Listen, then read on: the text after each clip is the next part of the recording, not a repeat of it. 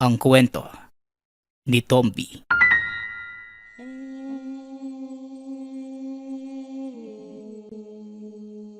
Ang kwentong ito ay hango sa totoong buhay. Mula ito sa isa nating tagapakinig. Karanasan ito ni Idong. Walang eksaktong taon. Probinsya ng Siquijor.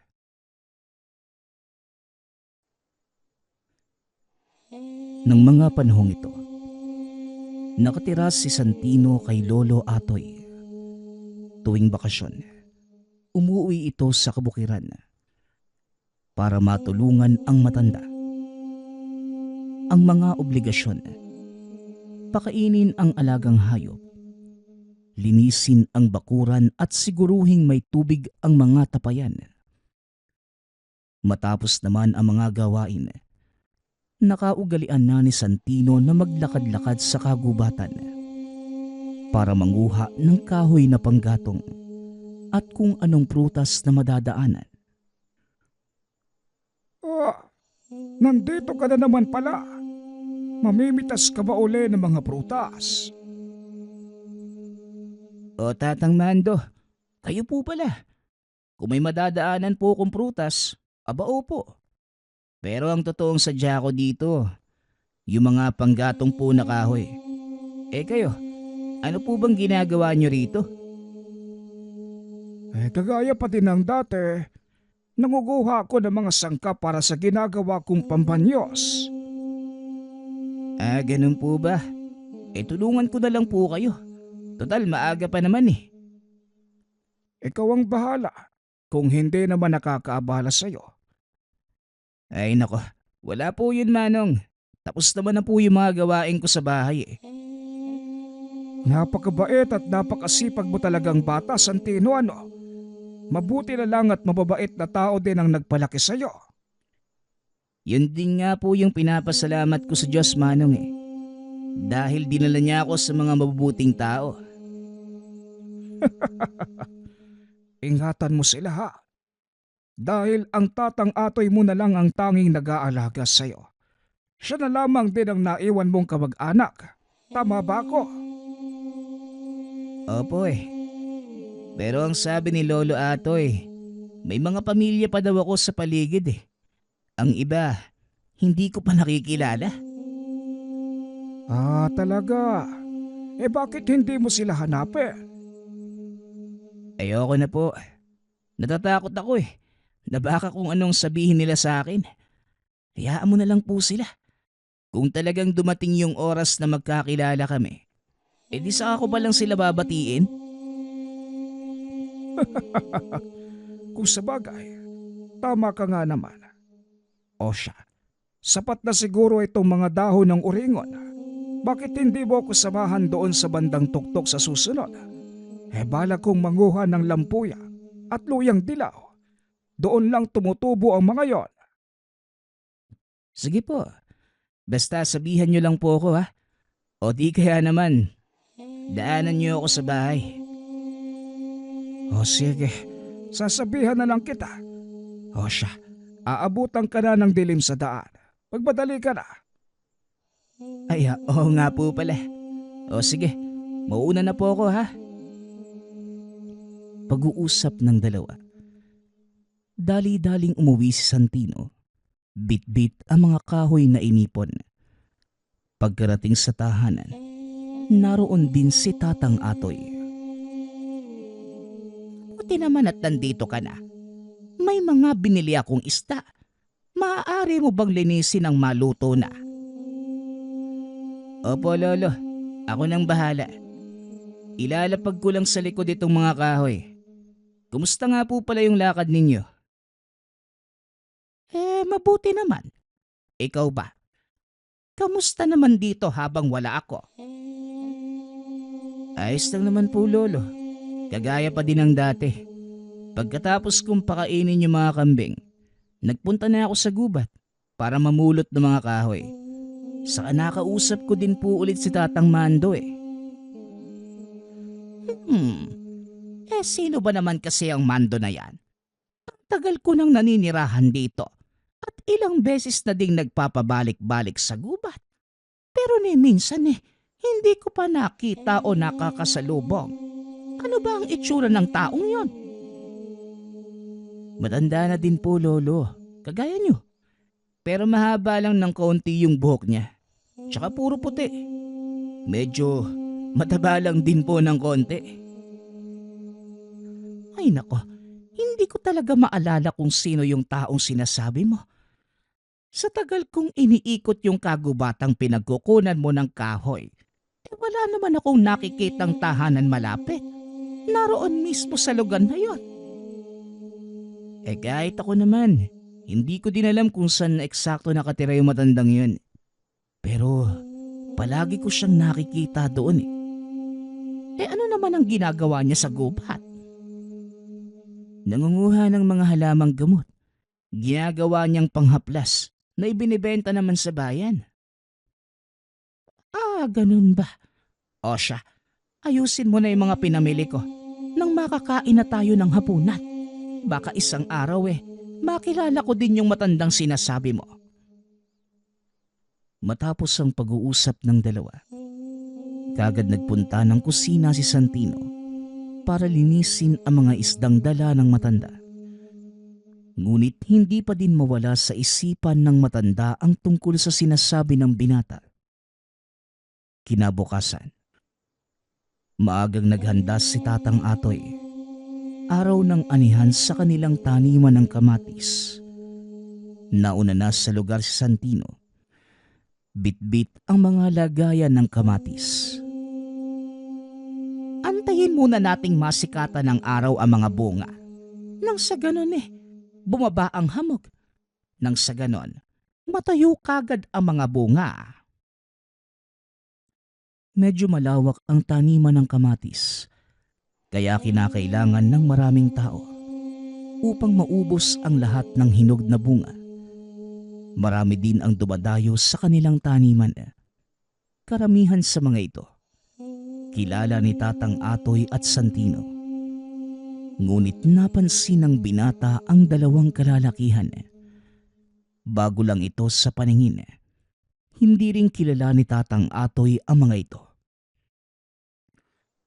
Hayaan mo na sila, Santino. Baka nangangailangan din ng trabaho ang mga yan. Isa pa mas mabuti yung maraming tutulong. Mas mapapabilis tayong matatapos. Wika ni Tatang Atoy. Sinunod naman ito ang sinabi ng matanda. Nagpatuloy sa pagtatrabaho si Santino. Ngunit napansin ito ang dalawang lalaki. Panay ang tingin sa kanya. Tinignan nito ang hawak na basket. Nakitang wala namang laman. Hindi namimitas ng kamatis ang dalawang kalalakihan. Kaya nagpasya ang binatang lapitan ang mga ito upang kumprontahin. Ngunit laking gulat ni Santino dahil biglang may humawak sa balikat nito. Kamusta, Santino? Mukhang abala ka ngayon Tatang Mando, ikaw pala. Ano pong ginagawa niyo dito sa patag? Wala naman. Napadaan lang. Teka. Maaari mo ba akong bigyan ng tubig? Oo naman ho. Tara doon sa kubo. Nilingon ni Santino ang mga kalalakihan. At laking pagtataka dahil wala na sa kinatatayuan ang dalawa. Saan naman kaya nagpunta yung mga yon? Sino ba? Yung dalawang lalaki? Opo napansin mo din pala sila, Tatang. Nakita kong kanina ka pa nila sinusundan. Kilala mo ba ang mga yon? Hindi po, Tatang Mga dayo lang din sigurong namimitas ng kamatis. Ganun ba? Siya. Doon na muna tayo sa kubo at ramdam ko na ang init ng araw sa batok ko. Wika ni Tatang Mando. Naglakad ang dalawa papunta sa kubo. Sinalubong naman ito ni Tatang Atoy. Olo, nandito pala kayo. Siya nga pala, may kasama po ko. Si Tatang Mando. Yung sinasabi kong kaibigang nakatira doon sa gubat. Hindi naman na nagsalita si Tatang Atoy. Salip, nakipagkamay lamang ito sa matanda. Bigyan mo muna ng maiinom at pagkain ang bisita mo.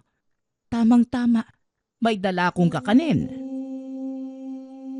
Dali-daling pumasok ng kubo ang binata upang ipaghanda ng pagkain ang bisita. Naiwan ang dalawa sa labas. Kinuha ni Tatang Mando ang pagkakataon upang kausapin si Tatang Atoy. Lingid sa kalaman ng binata na matagal nang magkakilala ang dalawa. Matagal na panahon ding hindi tayo nakapag-usap, Atoy. Kumusta ka na? Heto, kahit papano, nagagawa ko pang mamuhay ng tahimik at napalaki ng maayos si Santino. Santino pala ang ipinangalan mo sa bata.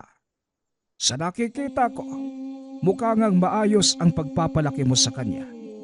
Mabait, magalang, at napakamatulungin. Taliwas sa naging ugali ng kanyang ama. Sinikap kong hindi pa marisa ni Santino ang buhay na meron ang totoo niyang mga magulang. Walang kaalam-alamang apo ko sa totoo niyang pagkatao. Yan ang dahilan kung bakit ako nandito, Atoy. Nasa tamang edad na si Santino. At anumang oras, maaari nang lumabas ang nakatago niyang katauhan. Kasabay nito, ang paglantad ng mga nilalang at taong gustong pumatay sa kanya. Alam mo yan simula pa lang. Alam ko, Mando. Sa nakikita ko, wala naman na ang banta ng panganib. Kaya hindi na rin ako nag-abala pang sabihin sa kanya ang katotohanan. Lingid sa kalawan ng dalawa na nasa likod na pala nila si Santino. Teka po, ano po ba yung pinag-uusapan ninyo? Wala naman, apo. O siya, pakainin mo muna ang bisita mo at titignan ko lang yung mga napitas na kamatis. Maya-maya lang darating na yung bibili ng mga yan. Dali-daling umalis si Tatang Atoy. Hindi na din ito pinigilan ng binata. Sa halip, inasikaso nito si Tatang Mando. Masyadong mailap si Lolo Atoy mo, ha. Mukhang hindi sanay makipagsalamuha. Ganun lang po talaga si Lolo. Kaya nga ako ang nakikiharap sa mga tao lalo kapag may kakausaping mga tao. Magaling ang ginawang pagpapalaki sa iyo ni Atoy, ha. At alam kong walang inilihim sa iyo ang matandang yon. Ngunit may mga bagay kang kailangang malaman, Santino. At siya lamang ang may karapatang magsabi nun sa iyo.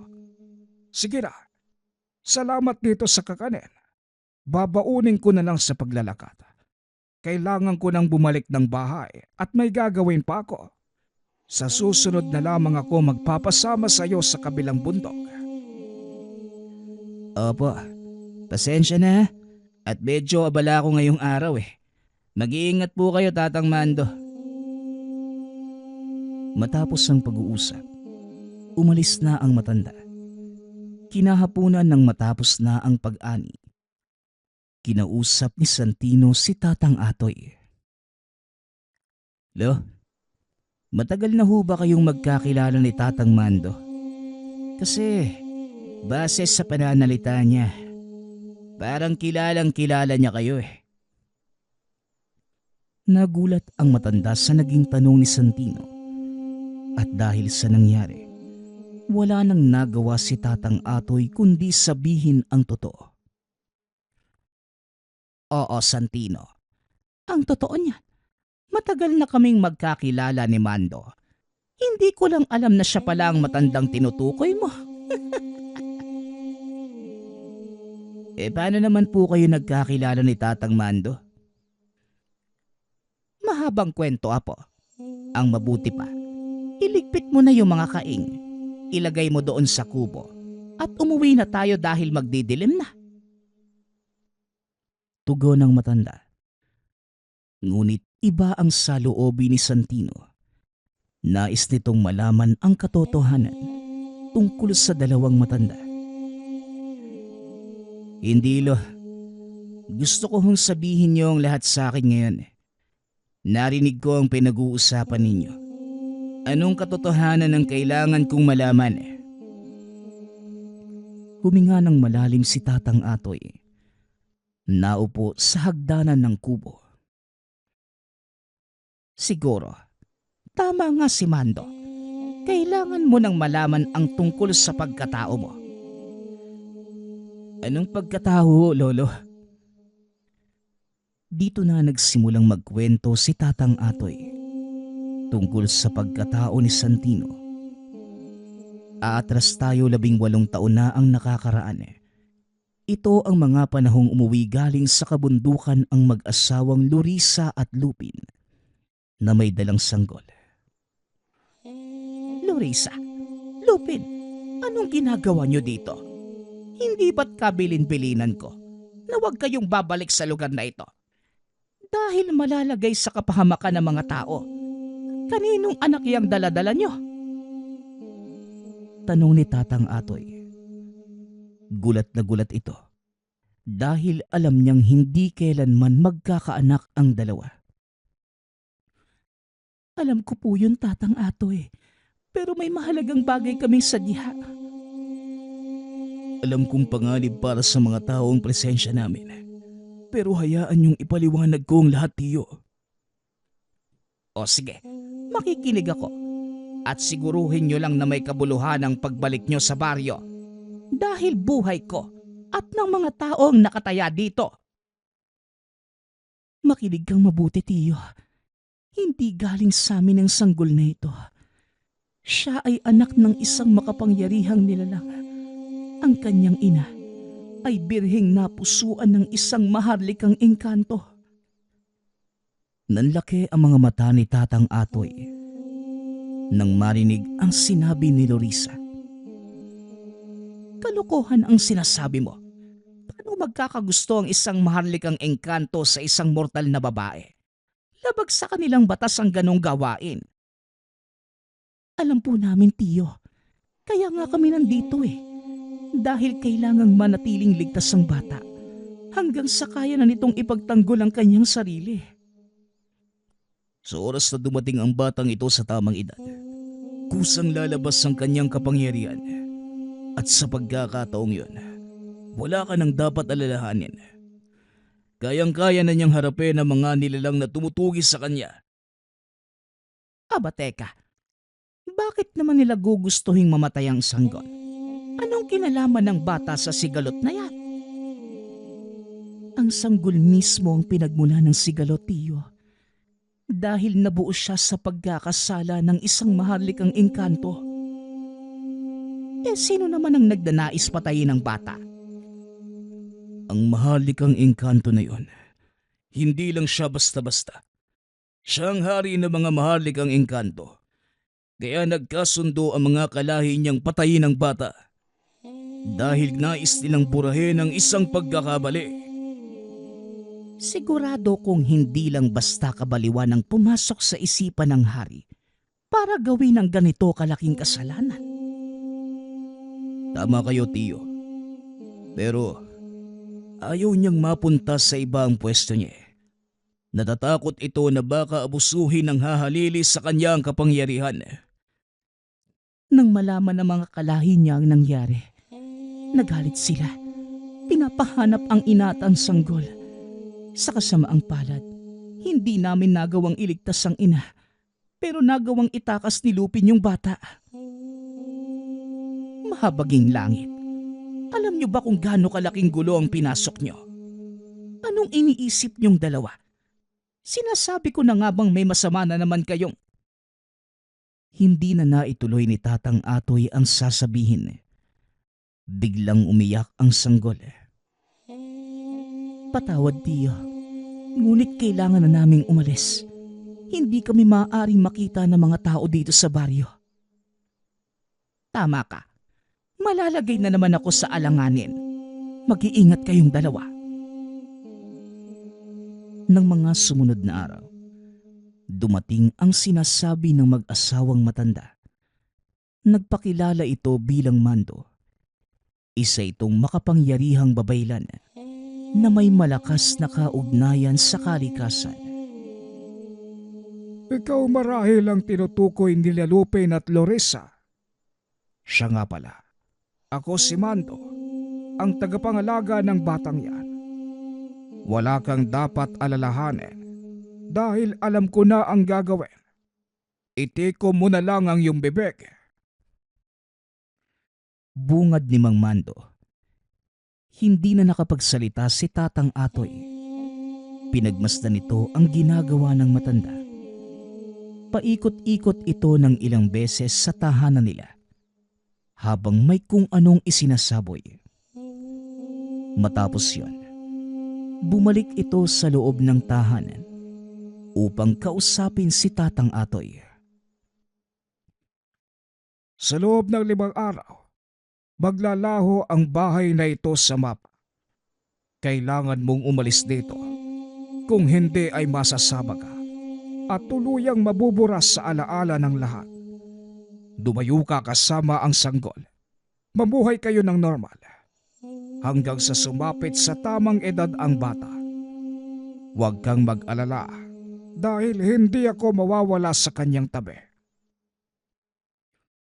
Matapos magsalita, dali-dali nang kumilos si Tatang Atoy. Nang maihanda ang lahat, iniabot ni Tatang Mando ang isang supot. Heto, ilang piraso ng ginto. Gamitin mo yan para makapagsimula. Tandaan mo na ang pangunahing layunin ay pangalagaan ang batang ito. Sige na, humayo na kayo. Bitbit ang sanggol at ilang kagamitan. Sumakay ng karo si Tatang Atoy papunta sa kabilang bahagi ng kapuluan. Pansamantala itong nanirahan sa kalye. At kalaunan, nagkaroon ito ng pagkakataong makabili ng sariling lupang sakahan. Gamit ang gintong ibinigay sa kanya ni Tatang Mando. Dito na nagsimulang mamuhay ang dalawa. Ipinakilala ni Tatang Atoy ang sarili bilang lolo at itinatak sa isip ni Santino na patay na ang mga magulang. Balik tayo sa kasalukuyan. Yan ang katotohanan ng iyong pagkatao, Santino. Pinili kong wag sabihin sa'yo dahil masyado pang maaga. Alam kong hindi ka pa handa sa mga malalaman mo. Pero ngayong nalalapit na ang takdang panahon, napag-isip-isip ko na kailangan mo nang malaman ang lahat. Pero lolo, paano ko naman malalaman kung totoo ang mga sinasabi niyo? Hindi nasagot ni Tatang Atoy ang tanong ng binata dahil biglang bumukas ang pinto. Nagulat ang dalawa. Biglang pumasok si Tatang Mando. Sugatan at nag-aagaw buhay. Tatang Mando, anong nangyari sa'yo? Sandali lang at kukuha ako ng mga gamit panggamot. Inalalayan ito ni Tatang Atoy.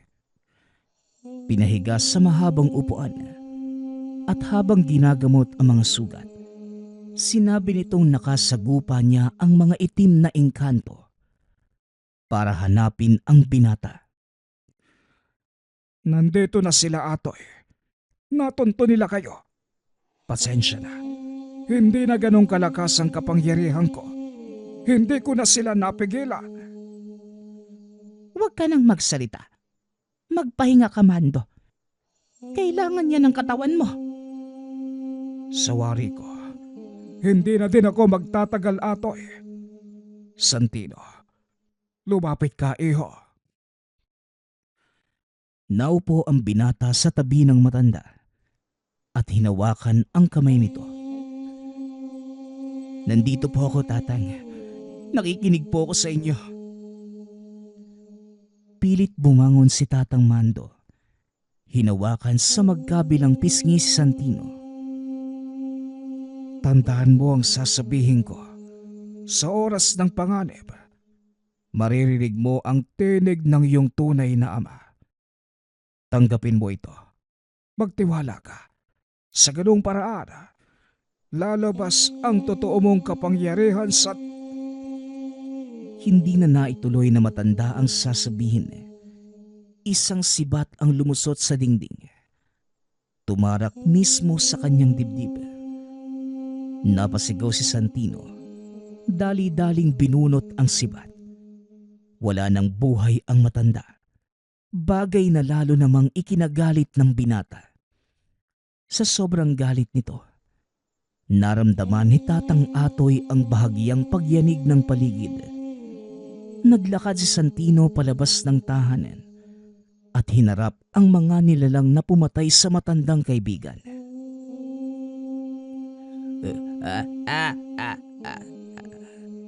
Tignan mo nga naman, ang bastardong anak ng hari. Ang lakas ng loob mong humarap sa amin. Gayong bunga ka lang ng pagkakasala ng iyong ama. Wala akong pakialam sa sinasabi mo. Humanda ka.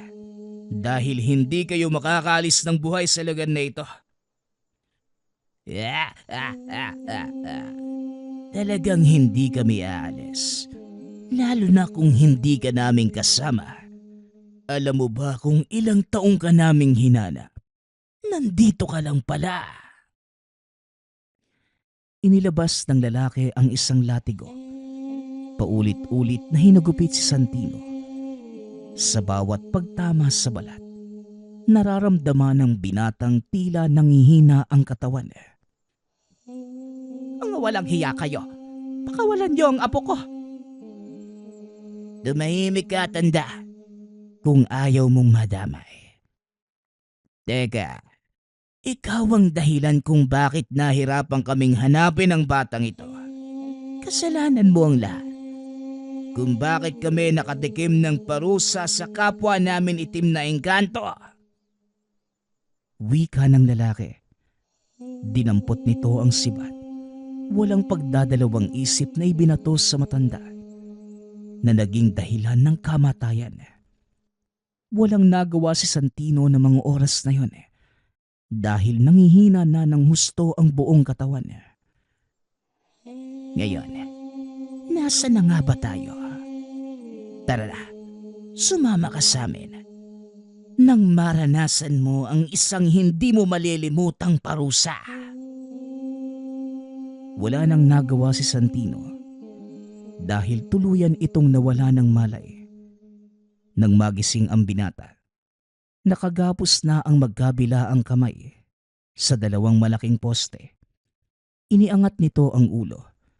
Nakita ang dalawang malalaking nilalang na nagbabantay. Nakatakip ang mga mukha nito, kaya hindi makita ng binata ang itsura. Pinagmasdan ni Santino ang paligid at napagtantong nasa loob siya ng isang yungib. Maya-maya pa, nakarinig ang binata ng mga yabag ng paa. Nakitang naglalakad papunta sa kanya ang lalaking pumatay sa dalawang matanda. Mabuti naman at nagising ka na. Tamang-tama, hindi na ako mag-aabalang buhusan ka ng tubig. Ayusin mo ang iyong sarili at haharap ka sa aming pinuno. Sa wakas, mababayaran na din ako sa aking trabaho.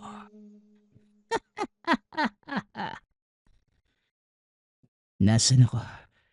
Anong ginawa niyo sa akin?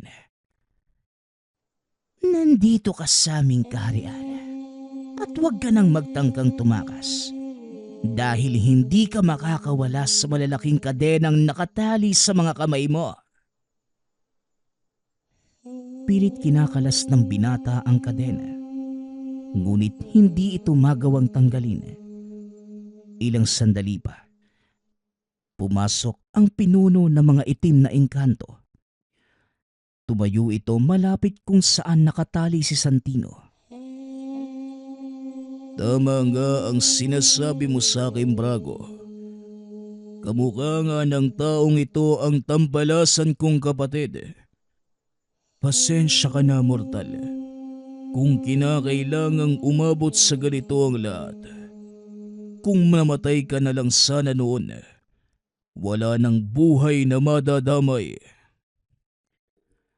At sino ka naman? Biglang sinuntok ni Brago ang binata. Ngunit laking gulat nito dahil hindi man lamang natinag si Santino. Ayusin mo ang pakikipag-usap mo sa aming pinuno. Huwag ka nang magsayang ng laway, Brago. Dahil hindi ka din naman mauunawaan ng mortal na yan.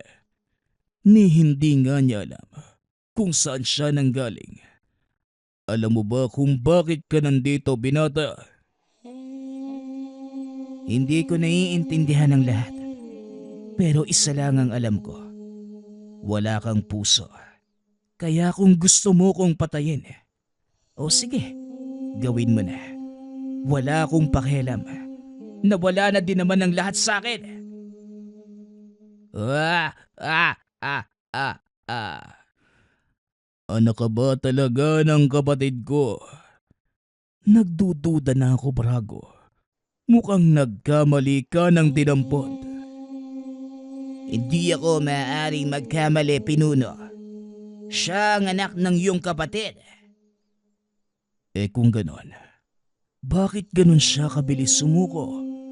Ni hindi man lang ako nakaramdam ng kahit anong panlalaban. Alam mo, binata, ang aming pinuno mahilig makipaglaban. Gusto niyang pinaglalaruan ng kanyang pagkain bago ito tuluyang lamunin ng buo. Bakit hindi mo kami bigyan ng kaunting kasiyahan?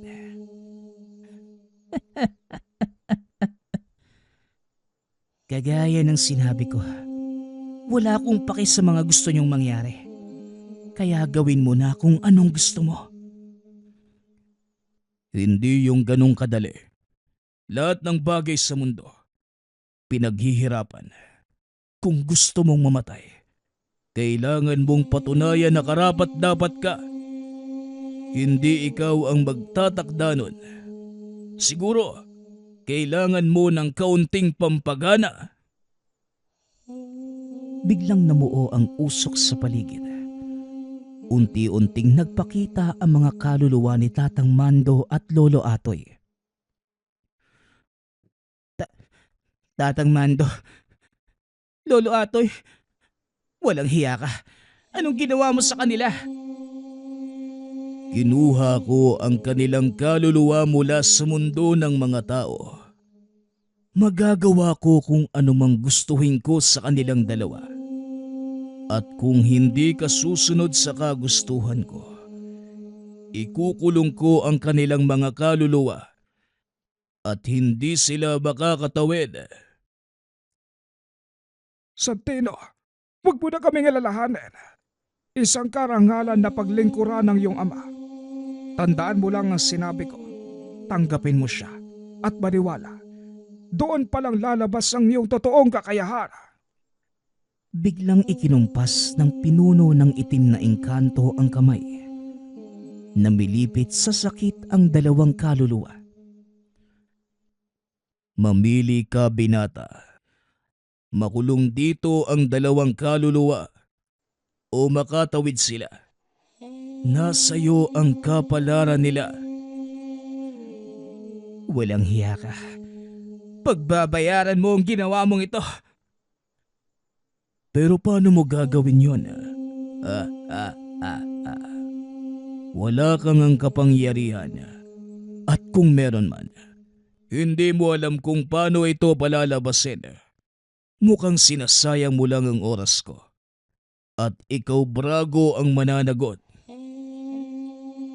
Pero mahal na pinuno, sinunod ko naman po ang iniutos mo sa akin.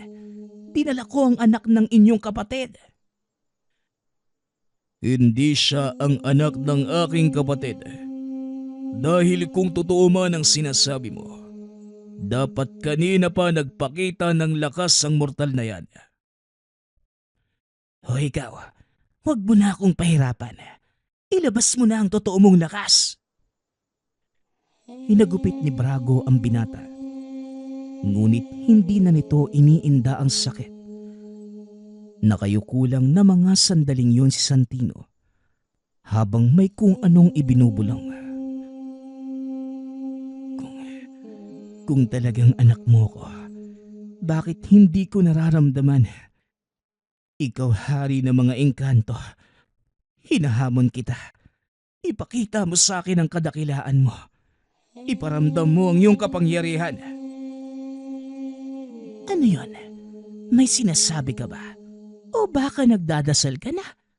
Ganyan nga. Sige, tumawag ka sa iyong ama at baka sakaling marinig ka niya. Hindi nagsalita ang binata. Ngunit sa kaloob-looban, inaantay niyang magsalita ang kanyang ama. Ngayon ko higit na kailangan ng lakas sa sinasabi nila. Kung talagang anak mo ko, at totoo ang mga narinig ko kinatatang Mando, alang-alang sa kaluluwa nila, magparamdam ka sa akin. Wika ni Santino. Ngunit wala pa ding nagparamdam. Nawala ng pag-asa ang binata. Inisip na lamang nito na marahil tama ang sinabi ng itim na engkanto. Maaari nagkamali si Brago nang sabihing siya ang anak ng hari. Ngunit ilang minuto ang nakalipas kung kailan nawalan na ng pag-asa ang binata. Isang boses ang narinig nito sa kanyang isipan. Susuko ka na ba kagad, bata? Hindi yan ang anak na inaasahan ko. Biglang napalingon ang pinuno ng itim na engkanto sa kinaroroonan ni Santino. Nakaramdam ito ng pamilyar na presensya. Mukhang nandito na ang tampalasan kong kapatid. Anong ibig mong sabihin? Nandito na ang hari. O mas sabihin, nandito ang kanyang anak. Wika nito, sabay turo sa mga kadena ni Santino. Nanlaki ang mga mata ni Brago nang makitang unti-unti itong nakakalas at kalaunan tuluyang naputol. Nang mag-angat ng tingin si Santino, biglang nag-iba ang kulay ng mga mata nito. Lumalabas din sa balat ng binata ang simbolo ng maharlikang engkanto. Hinila nito ang kadenang nakatali sa bisig. Inihampas kay Brago, dahilan para tumilapon ito papunta sa dingding ng kuweba. Tumayo ka. Lumaban ka. O baka matatanda lang at walang lakas ang kaya mo. Biglang nakaramdam na matinding takot ang pinuno ng itim na engkanto. Alam niya ang enerhiyang nagmumula sa binata. Walang iba, kundi sa hari ng mga maharlikang engkanto. Mukhang totoo nga ang sinasabi mo, Brago. Siguradong maaaliw ako sa pakikipaglaro sa'yo. Pagbabayaran niyo ang kalapastanganan sa kaluluwa ni Natatang Mando at Lolo Atoy. Dali-daling sinugod ng binata ang pinuno ng itim na engkanto. Ngunit humarang si Brago para saluhin ang pag-atake nito. Masyado kang mayabang. Hindi ako natatakot sa kakarampot na lakas na ipinapakita mo. Hindi lang ikaw ang may ganyang kakayanan. Itinulak ni Brago ang binata. Pinaulanan ng sibat. Gamit naman ng kadenang nakatali sa bisig ni Santino. Hinawi nito ang nagliliparang sandata. Matapos ay tumalon pa itaas. Bumulusok. Direkta itong bumagsak sa kinaroroonan ni Brago. Isang malakas sa suntok ang pinakawalan. Nagawa mang sanggain ang atake. Wala pa din itong nagawa sa lakas ng pagkakasuntok ni Santino. Tuluyang bumagsak ang katawan ni Brago. at nag-iwan ng malaking ukas sa lugar kung saan ito tumama. Halos hindi makilala ng pinuno ang alagad nang bitawan ito ni Santino. Dito na ito nakaramdam ng takot. Alam niyang hindi biro ang nangyayari. Ginalit nito ng husto si Santino at dahil sa puot ng binata, pinakawalan nito ang lakas na nakatago sa kaloob-looban niya. Tignan mo ang ginawa mo. Kung nakikinig ka man, pagmasdan mo ang bunga ng iyong kataksilan. Malaking kahihiyan para sa ating mga maharlikang engkanto ang ginawa mo. Isang mortal na nagtataglay ng kapangyarihan mo. Huwag mong sisihin si Ama sa mga nangyayari. Dahil may dahilan kung bakit ako isinilang.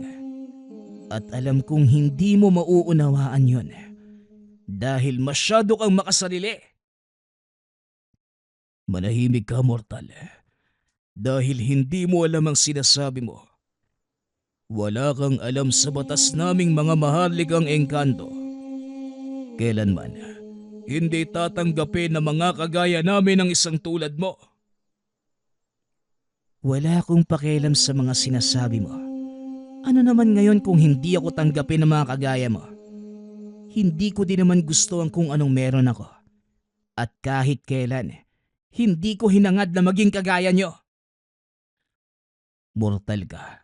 At alam kong balang araw, hahangarin mo rin ang kapangyarihan kagaya ng mga kauri mong sakim. At sa oras na mangyari yon, hindi na ako magtataka. Sinisiguro ko sa'yo na hindi mangyayari ang bagay na yon. Hindi ako titigil hanggat hindi ko napapalabas ang natural mong katangian bilang tao. Sa susunod na pagkikita natin, mortal, tandaan mo, kailanman hindi ka magkakaroon ng puwang dito sa aming kaharian. Matapos magsalita, naglaho ang pinuno ng itim na engkanto kasama ang mga alagad.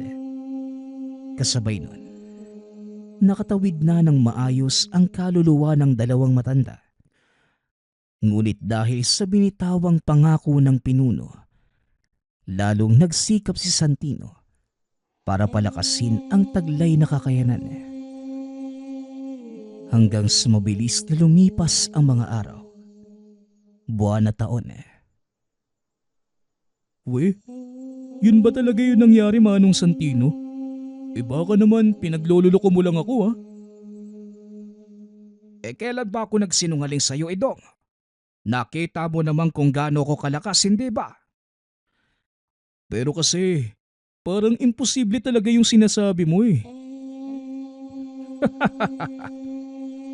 Huwag mo nang isipin ang bagay na yan. Tara, tulungan mo na lang akong magsalansa ng mga kahoy. Paparating na ang malakas na ulan.